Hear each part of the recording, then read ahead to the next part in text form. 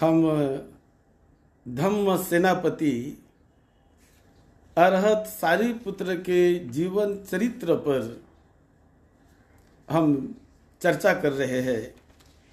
आज का ये उनका चौथा पार्ट है, चौथा भाग है।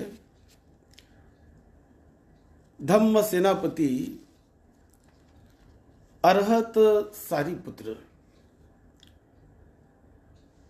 इन पर बहुत बड़ा भार धम्म का तथागत भगवान बुद्ध ने सौंपा था। आज दिनांक 15 मई 2021, हम कुछ दिनों से अरहत सारिपुत्र पर कुछ विशेष उल्लेखनीय बात हम कर रहे हैं। उनके जीवन में तो सैकड़ों घटनाएं घटी है। भगवान बुद्ध के वो दाहिने हाथ माने जाते थे। बुद्ध का बहुत बड़ा उन पर भरोसा रहा और भिक्षु संघों को बड़ी अच्छी तरह अरहत सारिपुत्र ने तथागत भगवान बुद्ध के दिए हुए उस वचन का उन्होंने पूरी तरह पालन किया और बड़ा अच्छा उन्होंने भिक्षु संघ की तरफ ध्यान दिया, संभाला भिक्षु संघ को। हर कोई बात जो भी कुछ आती थी तो भगवान बुद्ध कभी सारिपुत्र से सलाह करते थे। सारिपुत्र को बड़ा अपना नजदीक का मानकर उनको वो बताते रहे।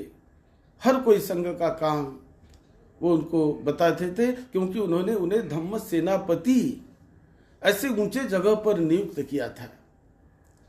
और एक बार बुद्ध ने आनंद से भी पूछा कि आनंद, मैंने जो सारिपुत्र को इतना बड़ा दर्जा दिया तो तुम्हें क्या लगता है वो इसके योग्य है, उचित है? तो आनंद ने भी उस बात का अनुबंध किया। भगवान, भिक्षु संघ में उनके बराबर प्रज्ञा वाला दूसरा व्यक्ति मुझे कोई नहीं दिखता। ये उचित है, सभी ज्ञान से गुणों से वो परिपूर्ण है। तो अनुमोदन उसके नियुक्ति का आनंद ने भी दिया था और कई भिक्षुओं ने समाधान माना भी है। लेकिन जो देवदत्त थे, ये देवदत्त वैसे तो बुद्ध के चचेरे भाई, शाक्य वंश से आए हुए, लेकिन देवदत्त ने बुद्ध के साथ बड़ी द्वेष भावना से दुश्मनी मोल ले ली। देवदत्त को लगा कि मुझे ऐसे ऊंचे स्थान पर क्यों नहीं बिठाते। वो सारिपुत्र तो दूर से आए हैं, वो ब्राह्मण संप्रदाय के हैं। ऐसी बात उसके मन में, देवदत्त के मन में कभी आती, मुझे बिठाना चाहिए। उन्होंने एक दो बार प्रयास भी किया, लेकिन बुद्ध ने उनकी बात को नहीं सुना। बुद्ध ने अपने बुद्ध ज्ञान से, बोधि बल से जाना था कि सारिपुत्र की हस्ती कितनी बड़ी है, सारिपुत्र कितने बड़े हैं। और इसीलिए भिक्षु संघ के सर्वे सर्वा के रूप में सारिपुत्र की बुद्ध ने नियुक्ति की। और देवदत्त ये बुद्ध से विरोध करने लगा। इतना वो आगे बढ़ गया कि अपने लोभ के कारण मैं संघ का प्रमुख बनूं, ऐसा भाव उनके मन में जाग गया था। उसने रिद्धि सिद्धि भी प्राप्त कर ली थी बुद्ध के मार्गदर्शन से, लेकिन मैं संघ का प्रमुख बनूं, ये भाव, ये आसक्ति, ये लालच उसके मन में जगने के कारण वो हमेशा उल्टी बात करता था। इतना ही नहीं, एक दिन तो उन्होंने भिक्षु संघ के तोड़ दिया। भिक्षु संघ के 2 टुकड़े बनाए, 2 भिक्षु संघ उन्होंने बना लिए और उन्होंने कहा कि मैं अभी बुद्ध से अलग भिक्षु संघ बनाऊंगा। और उन्होंने बड़े कड़े नियम भी बनाए कि भिक्षुओं ने अपने ऊंचे ज्ञान के प्राप्ति के लिए वन में ही रहना चाहिए, जंगल में ही रहना चाहिए, वृक्ष के नीचे ही रहना चाहिए, किसी कुटी में ना रहे, किसी मकान में ना रहे। ऐसे कई बड़े कड़े नियम उन्होंने बना दिए। जब ऐसे कड़े नियम का कोई पालन करेगा तो वो बहुत जल्दी ऊंचे पद को पा लेगा, ऐसा वो प्रचार करने लगे। और उसके प्रचार को जो कुछ नए श्रमण थे, जो नए लोग आए, वो उसके इस बात पर विश्वास करने लगे, उससे आकर्षित हो गए और उन्होंने उनका साथ देना शुरू कर दिया। जो नए श्रमण थे, ज़्यादा ज्ञान नहीं था, ज़्यादा पढ़े लिखे नहीं थे, तो ऐसों ने उनका साथ देना शुरू कर दिया और उनके साथ वो हो लिए। तो इन्हें बहुत बड़ा, जिसे दुष्कर्म कहते हैं, कि भिक्षु संघ को तोड़ना, उसके 2 टुकड़े बनाना, ये बहुत बड़ा पाप, बहुत बड़ा दुष्कर्म माना जाता है बुद्ध शासन में। तो ये देवदत्त ने किया और अपने साथ 500 भिक्षुओं को लेकर नया भिक्षु संघ बनाने की घोषणा करके वो दूर चले गए। ऐसे वक्त तथागत बुद्ध ने सारिपुत्त को बताया कि सारिपुत्त, तुम चले जाओ, शहर में जाओ और शहर में जाकर लोगों को बताओ कि ये जो देवदत्त है, ये देवदत्त जिस रास्ते पर चलता है वो रास्ता ठीक नहीं है, वो गलत रास्ते पर चल रहा है और देवदत्त ने जो किया वो उचित नहीं है। और देवदत्त के इस अकरणीय ऐसे कार्य के बारे में, जो उन्होंने घृणित कार्य किया, वो लोगों को जाकर शहर में जाकर बताओ। ऐसी जब बात सारिपुत्त को बुद्ध ने बताई तो सारिपुत्त कहने लगे बुद्ध को, बनते, मैंने कुछ दिन पहले ही देवदत्त के वृद्धि बल के बारे में उनकी प्रशंसा की है।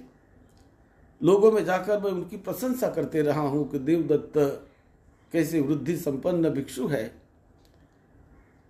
और आज मैं उनके ही बारे में लोगों में जाकर यदि बताऊं कि देवदत्त कितना बुरा है, कितना ऐसा है, तो ये मुझे अच्छा नहीं लगता।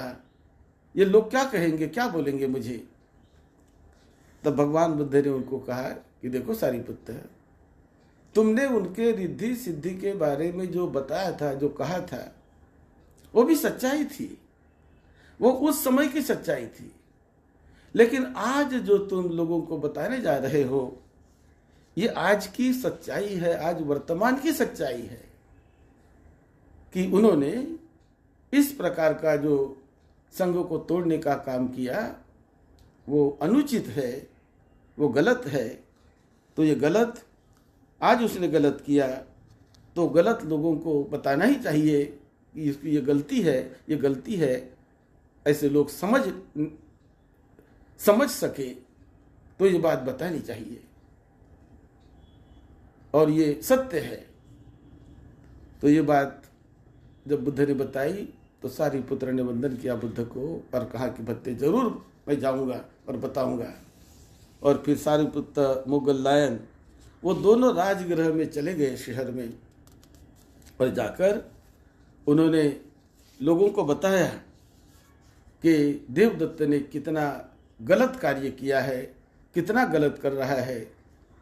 और लोगों को बताकर लोगों के मन को सारिपुत्र ने जीत लिया। सारिपुत्र ने जीत लिया। और फिर उसके बाद एक जिम्मेदारी और भी बुद्ध ने उन पर सौंपी कि देखो, जो लोग देवदत्त के साथ जुड़े हुए हैं वो तो सादे सरल लोग हैं बेचारे, वो तो अज्ञानी है, नए हैं, श्रमण है, उन्हें कुछ पता नहीं है। तो उनको सही रास्ता दिखाने के लिए तुम वहां चले जाओ और जाकर उनको समझाओ। ये काम भी तथागत भगवान बुद्ध ने सारिपुत्र और मोगललायन पर सौंप दिया। और फिर एक बार सारिपुत्र और मोगललायन दोनों जहां ये देवदत्त दूर जाकर अपना अलग संघ बनाकर रुके हुए थे, तो वहां देवदत्त को मिलने के लिए, उनको सही रास्ते पर लाने के लिए सारिपुत्र और मोगललायन दोनों चल दिए और वहां दोनों पहुंचे। जब दूर से आकर देवदत्त ने देखा कि देखो ना, सारिपुत्र भी आ रहे हैं, मोगललायन भी आ रहे हैं मेरे संग में शामिल होने के लिए, अब वो मेरे साथ रहेंगे, ऐसा दूर से अपने श्रमणों को बताने लगे। और जब सारिपुत्र वहां पर पहुंचे तो पहुंचते बराबर सारिपुत्र ने उन्हें उनके गलती को एहसास कराया कि तुमने जो गलती की, तुमने जो बुरा काम किया है, ये उचित नहीं है, ऐसा लोगों को भ्रमाना नहीं चाहिए, गलत रास्ते पर नहीं ले जाना चाहिए जो तुमने किया है। ये बात सारिपुत्र ने देवदत्त को कही और देवदत्त को कहकर उनके साथ जो भिक्षु थे, जो उनको भ्रमा कर उनको गलत रास्ता बताकर जब वो ले गए थे, तो सारे भिक्षुओं को, 500 भिक्षुओं को सारिपुत्र और मोगललायन ये दोनों ने वापस ले आया बुद्ध के पास। और ये भी काम सारिपुत्र ने किया। ऐसे बहुत बड़े बड़े काम वो सारिपुत्र करते रहे हैं। सारिपुत्र और मोगललायन, इनकी तो बड़ी गहरी दोस्ती थी, वो बचपन से दोस्त थे। ये तो आपने सुना ही है पहले भागों में। ये बचपन के दोस्त थे और वो दोस्ती उनकी जीवन भर ऐसी बनी रही। एक साथ वो प्रवृत्त हुए, युवा अवस्था में बाल ब्रह्मचारी दोनों थे और युवक अवस्था से लेकर उनकी दोस्ती जीवन भर बड़ी घनिष्ठता से बनी रही। और ये दोनों जब भिक्षु बने तो भिक्षु बनने के बाद भी इनकी मित्रता हमेशा बनी रही। दोनों एक दूसरे को बहुत सपोर्ट करते थे, बड़े एक दूसरे के हित और सुख के लिए दोनों जीते रहे हैं। एक दिन जब सारिपुत्र बीमार पड़ गए थे, तब मोगललायन उनके पास जाते हैं, उनके लिए दवा लाते हैं, उनकी सेवा करते हैं और उन्हें औषधि देकर सारिपुत्र मोगललायन ने दी हुई औषधि से, दवा से बहुत तुरंत वो अच्छे बन जाते हैं, अच्छे हो जाते हैं। तो इस प्रकार ये एक दूसरे के सुख शांति के लिए हमेशा हमेशा ये तत्पर रहते थे। जो भी संभव है वो करने का हमेशा वो प्रयास करते थे। आनंद भी सारिपुत्र के बहुत बड़े घनिष्ठ ऐसे मित्र जैसे रहे हैं।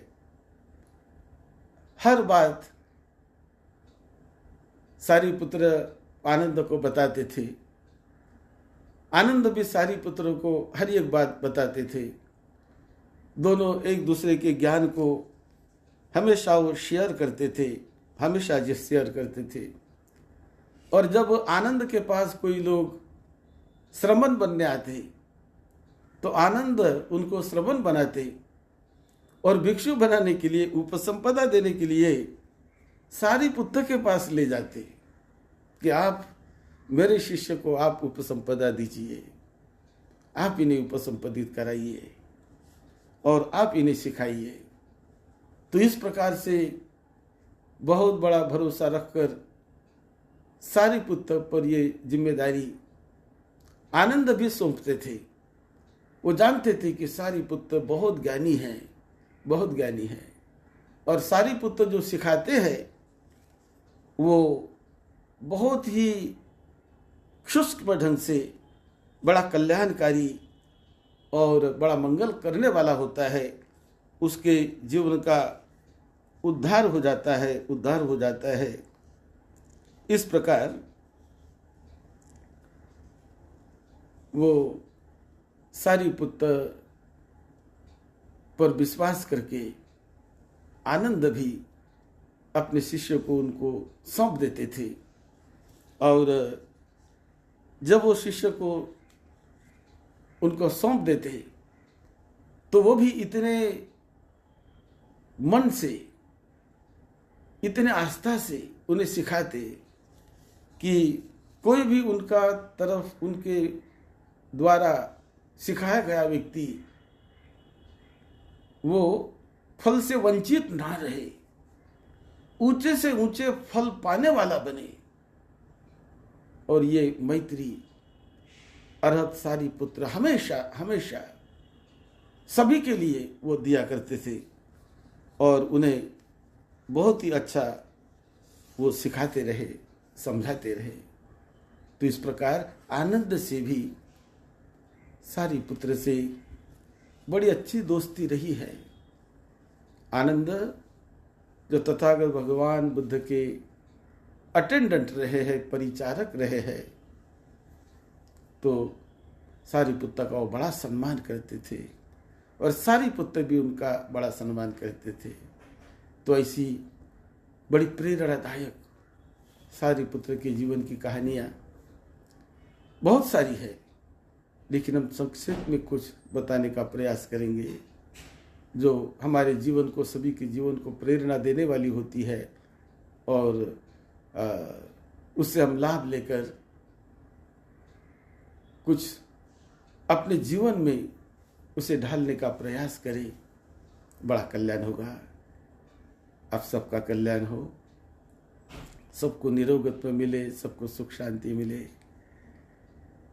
यही मंगल मैत्री के साथ सद्धम्म की सेवा में, आपकी सेवा में डॉक्टर भदंत राहुल बोधी महाथेरो। आप कल भी सारिपुत्र के ऊपर और भी नई बातें आपको बताएंगे। आप सबका मंगल हो।